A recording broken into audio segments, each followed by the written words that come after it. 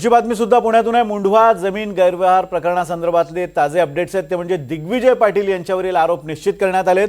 शासकीय जमीन परस्पर खरेदी केल्याचा आरोप तेजवानी पाठोपाठ अखेर दिग्विजय पाटील यांच्या विरोधात सुद्धा पुरवणी चार्जशीट दाखल करण्यात आलेली आहे। पोलिसांनी अखेर दिग्विजय पाटील याच्यावरही आरोप निश्चित केलेत।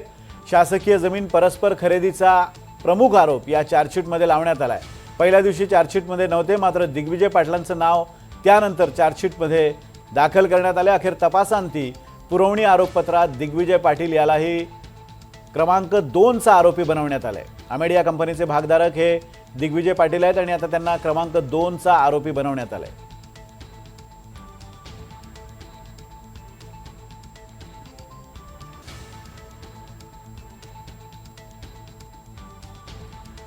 मुंढवा जमीन गैरव्यवहार प्रकरणी एक मोठी अपडेट समोर येते, म्हणजे दिग्विजय पाटील यांना क्रमांक 2 चा आरोपी बनवण्यात आलेला आहे। अमेडिया कंपनीचे भागधारक म्हणून दिग्विजय पाटील या प्रकरणात त्यांचं नाव होतं, मात्र सुरुवातीला चार्जशीटमध्ये त्यांचं नाव नसल्यामुळे आरोप प्रत्यारोप केले जात होते। स्वतः एनडीटीव्ही मराठीशी बोलताना मुख्यमंत्र्यांनी सांगितलं होतं की एखाद्याचं नाव आरोपपत्रात नसेल तर ते नंतर ज्यावेळेला तपशील समोर येतील त्यावेळेला घातलं जाऊ शकतं आणि त्याच अनुषंगाने आता अपडेट्स होताना दिसत आहेत। अजिंक्य धायगुडे आपले प्रतिनिधी आपल्यासोबत आहेत।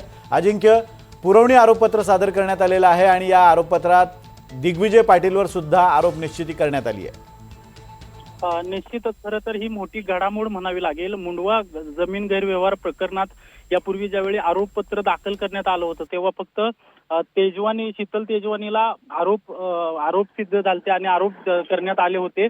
आरोपी नंबर 1 शीतल तेजवानीला करण्यात आलं होतं। आता पुणे पोलिसांकडून दुसरं आरोपपत्र, पुरवणी आरोपपत्र ज्याला म्हटलं जातं, ते सादर करण्यात आलेलं आहे आणि यामध्ये दिग्विजय पाटील यांना आरोपी नंबर 2 करण्यात आलेला आहे। कारण की ही सगळी पडताळणी करून घेतल्यानंतर या दस्तावर दिग्विजय पाटील यांची सही आढळलेली आहे। त्यामुळे दिग्विजय पाटील देखील यामध्ये आरोपी ठरतात असं या आरोपपत्रात सांगण्यात आलेलं आहे आणि पुरवणी आरोपपत्रात आता दिग्विजय पाटील यांचं नाव घालण्यात आलेलं आहे। खरं तर दिग्विजय पाटील हे पार्थ पवार यांचे जवळचे निकटवर्तीय नातेवाईक समजले जातात आणि त्यांचं आता या सगळ्या प्रकरणात आरोपपत्र दाखल झाल्यानंतर त्यांचं आरोपी नंबर 2 केल्यानंतर आता पार्थ पवार यांची काय नेमकी प्रतिक्रिया येते हे पाहणं महत्त्वाचं असणार आहे। कारण की अत्यंत निकटवर्तीय नातेवाईक आणि सतत पार्थ पवार यांच्यासोबत दिग्विजय पाटील दिसून येतात आणि ही सगळी घडामोड घडल्यानंतर आता पार्थ पवार काय प्रतिक्रिया देणार हे देखील पाहणं महत्त्वाचं असणार आहे।